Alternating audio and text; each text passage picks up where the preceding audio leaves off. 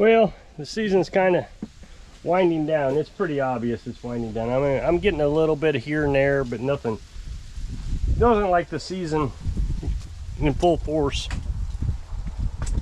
But that's okay. I mean, we had a really good season for the second year. I mean, it really did well. We're going to send out Christmas cards this year to everybody that I got addresses for. I wasn't getting addresses at the beginning of this year, and I started, I don't know, we got, probably 50 addresses we had to send it out to, and there's another stack just as big, so 100 customers. I mean, may not sound like a lot, but for a hobby business, it did pretty good. Waiting on this guy still to pick up his chainsaw. I'm not going to get paid for that. That's said it wasn't running. I fired it up, and 3 pulls on choke, 3 pulls off choke, fired right up.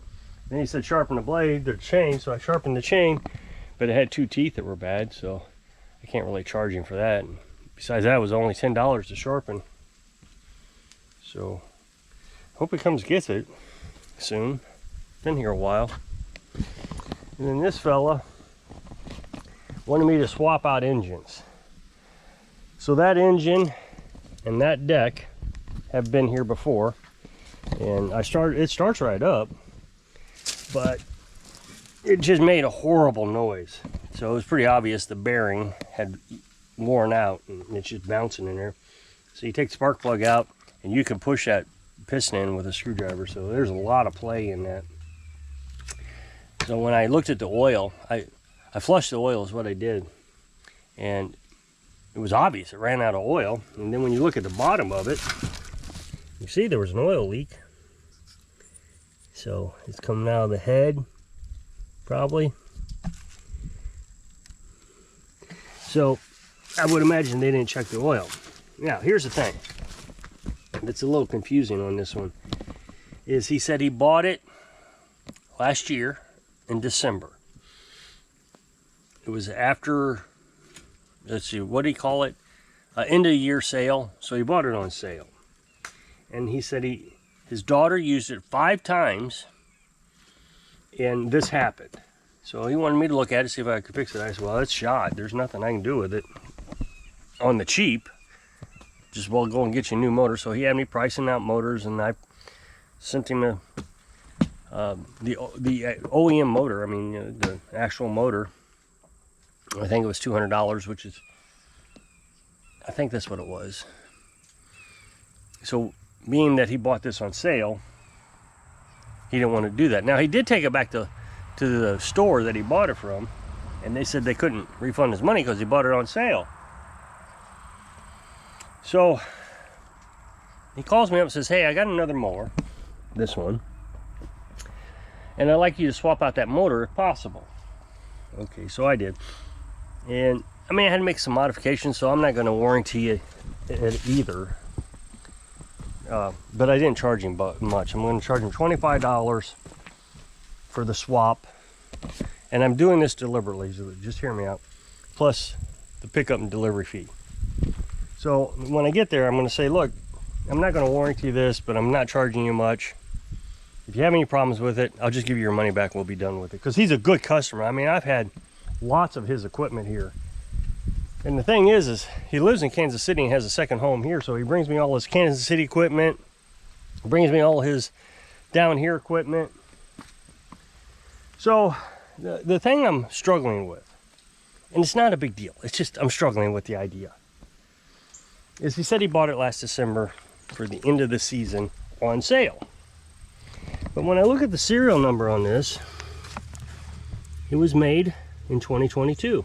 First 2 digits is the year, and then the next digit is April, so 06. So yeah, April, so April 2022. So that's when the Briggs & Stratton engine was produced. So then I come over to the deck, because the deck, it's not produced by Briggs & Stratton, it's produced by whoever, probably MTD, produces it for Craftsman. So you come back over here, and once again, 6/2022. So it's quite a bit older than last year. So, I've tried to ignore it. I try not to make a big deal about it. I'm still trying not to make a big deal about it. But when I took it apart, it was obvious that it has already been apart. This is self-propelled, so the belt has been changed, and a little modification was made. So I just feel like it's older than he suggested. Now, when I told him this, I said, I just don't think it's worth going out and buying a new engine, which apparently I guess he agreed. So what I suggested was get on Facebook Marketplace and buy another walk behind for cheap. You probably pick it up for $100 instead of paying me to fix it. I try to be good to my customers and not just rip them off, unlike the people on Facebook groups. This engine that I just put on it said it didn't run, needed a carb cleaned, but it runs fine. One pull, starts right up. I didn't have to touch anything on it. So then he came back and said, well, it died after 15 minutes. And I thought, oh, that's a whole different story. So last night, I ran for 15 minutes, actually 20 minutes, recorded a video of it running and sent it to him and said, it runs fine. So anyway, I'm just going to charge him a little bit. That way, like I said, if there's a problem with it, he can have his money back. Because I just don't think it's a good idea that we're modifying a push mower or replacing engines on push mowers or any of that. It's not hard work. Just a couple, 3 bolts and the cable. That's it. So I don't know. I just didn't feel comfortable with doing this job, and I tried to talk him out of it repeatedly, and he just wouldn't listen because he said he bought it last December. But it's an old engine, and there's just too much evidence to suggest that it's that new. Oh well, what are you gonna do? So what else is going on? So the dogs. I want to talk about the dogs. So as you know, there's 2 dogs that showed up, and the white dog, we feel like is what may have given Skitty, our cat, the final days of her life, because I think she just stopped eating and she wasn't going to the bathroom anymore. But I made a whole video on that. So anyway, she followed me in. Well, now she just goes in there and lays in there all day. We let them out at night, and they lay around here all night. But we don't want them going to the bathroom in the house. And that white one, she just doesn't go to the bathroom that much. She'll lay in the house all day, never budge. We let her out at night, and most of the time she just wants to go out. And when we get up in the morning, they're still here. Now the brown one didn't want to go in the house. You could tell she wanted to, but she just wouldn't go in at all. And she's been very slow in getting used to the idea of us being her family. But she has recently started letting us pet her. And I was able to pet her enough the other day to get a flea collar on her.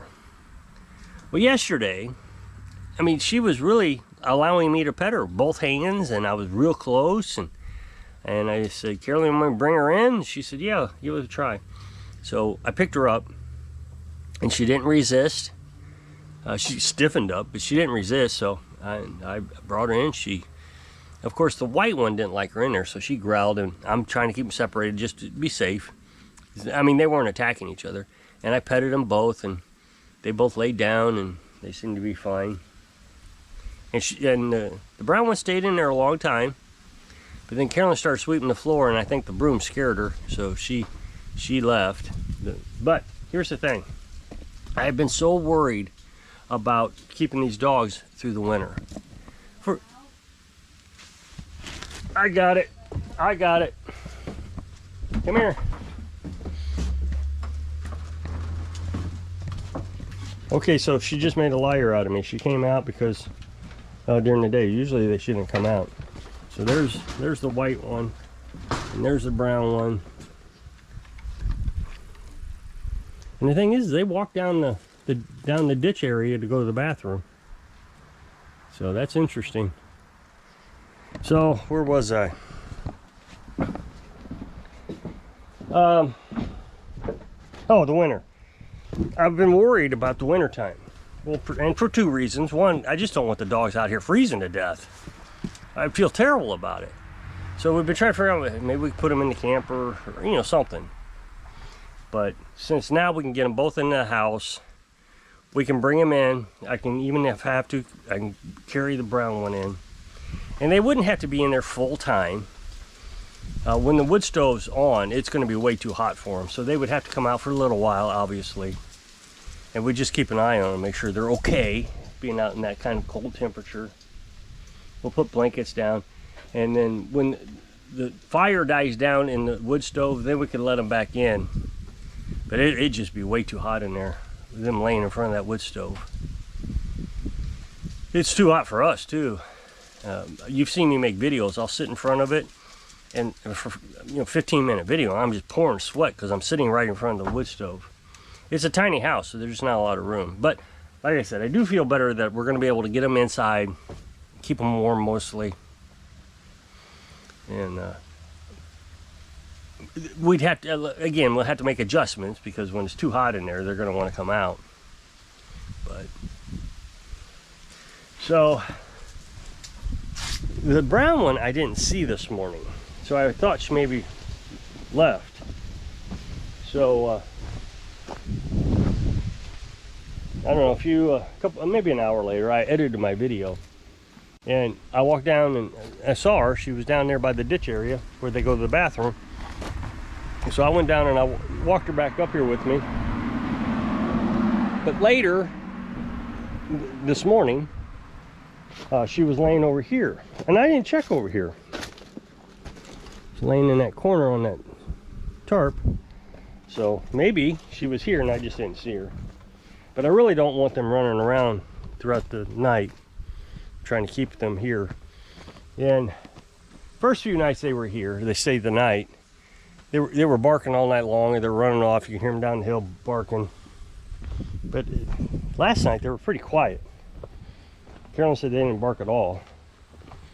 I wear earplugs so I don't hear them, because everything wakes me up. I mean, just everything wakes me up. So I think we're also, change the subject a little bit, we're gonna see if we can find a used leaf blower.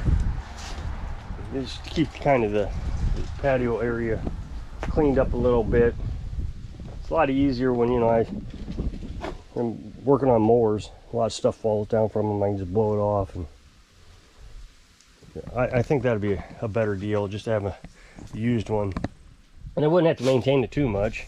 You know, every month I have to go around starting all the lawnmowers because we just don't use them that often. Weed eaters and all that stuff. Chainsaws. I know people say take the gas out of it, but with the chainsaw and the weed eater, if you take the gas out of it, then the diaphragm dries up. So you need to replace the carburetor anyway. So it's just better to run it every month. But with the leaf blower, I'd use it all the time. Leaves, you can blow snow off. Solar panels, blow the snow off the solar panels, that'd be great. The other day I had to work on the solar panels. The entire right side was just not producing any electric. It was terrible. You know, I got two sides, and both of them were hey, get out of the road. I don't know why she does that. Get out of the road, come on. So come on, get out of the road. There she comes. They listen. She knows she's not supposed to be in the road. Come on. Get out of the road. We think they're pretty old. So anyway, I guess that's about all I got for the day. So if you'll click this up next box, it'll take you to a video over on my other channel. Really appreciate it. Go check it out. So if I can inspire you, I don't know, to question things so you can live your dreams. Thanks for watching.